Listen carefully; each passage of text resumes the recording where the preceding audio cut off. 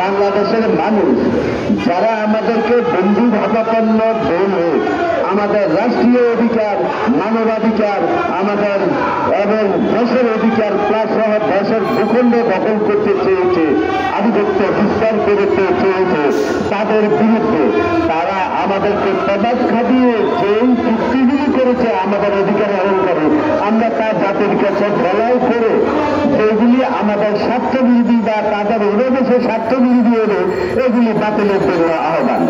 আপনারা জানেন একটা দেশের বা একটা জাতি সংস্কৃতি শিক্ষা যত উন্নত ওই জাতিটা তত উন্নত। আমাদের শিক্ষাকে একটা ধ্বংসাবশেষ এবং ধ্বংসলীলার স্তূপে দাঁড় করিয়ে তারা এই ভাবা লড়তে চাচ্ছে, আমাদের শিক্ষা ধ্বংসের জন্য তারা দায়ী।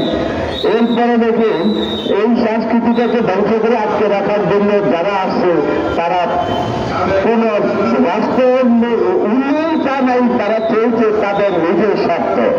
এই স্বার্থটা অতিক্রম করার জন্য যে অবস্থান দিয়েছে এটা গ্রহণযোগ্য নয়। আমরা একটা একটা স্বৈরাচারী সরকারকে দেখেছি এবং তাকে তার জন আক্রোশে যেটা জন আক্রোশ এবং ছাত্র জনতা আমার সন্তান মুখী ছাত্রদের চোখের মুখে সে পালিয়ে যেতে বাধ্য হয়েছে। কিন্তু গত 15 বছর 17 বছর কেউ কোন সুশীল সমাজ বা আমাদের সত্যকে তাদেরকে সরাতে পারে নাই। কিন্তু এখনই যারা ক্ষমতায় আছেন তাদেরকে ভাঙার প্রতি তাদের দাবি আদায়ের জন্য অস্থির হওয়ার কোনো কিছু নয়।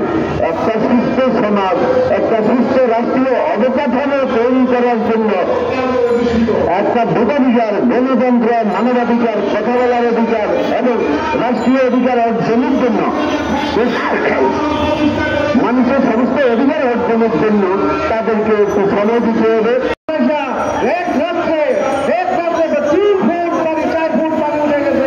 আমি হিন্দুস্তানের প্রতিবাদ জানাই। হিন্দুস্তানের এখন বসে আছে সেই কসাই মুদি, সেই কসাই মুদি গুজরাটের প্রধানমন্ত্রী দেওয়া গেলে 1000 লোককে হত্যা করেছিল, সবাই মুসলমানকে হত্যা করেছিল। আর সেই মুদি এখন দিল্লির মসজিদে সে বলে বাংলাদেশে হিন্দুদের নিরাপত্তা চাই। কিসের নিরাপত্তা? আমার যেন নিরাপত্তা, বাংলাদেশের হিন্দুদের সেরকম নিরাপত্তা। কালকে ভিডিও দেখলাম, এক মহিলা বলছে আমার বাড়িঘর ভেঙে আছে, মুদির কাছে আবেদন জানাচ্ছে। আমাদের কথাও মুদিকে বলে এই হিন্দু মহিলা একটা মিথ্যাবাদী, কোথাও কোনো বাড়িঘর ভাঙতে নাই, কোনো একটা ঘর, কোনো একটা সুবাদন করে হিন্দু করে নাই। এরা মিথ্যাবাদী করে আসতো। হিন্দুস্তানের দালাল, আওয়ামী লীগ হিন্দুস্তানের দালাল, যারা পড়ালেখা করার পর শেখ হাসিনা হিন্দুস্তানে পড়ে গেছেন। তার যে লোকরা তারাও হিন্দুস্তানে পড়ে যাবার পড়ে গেছে।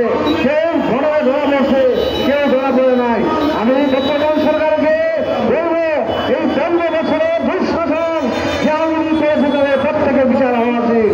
আপনারা আমি টিভিতে দেখি সবাই 1000 লোক, কেউ পা নাই, কেউ হাত নাই, কেউ চুপ নাই, কেউ কয়েকটা সিঁড়ি। এই হলো হাসিনা সরকারের শাসন এবং সে শুধু চায় ক্ষমতা।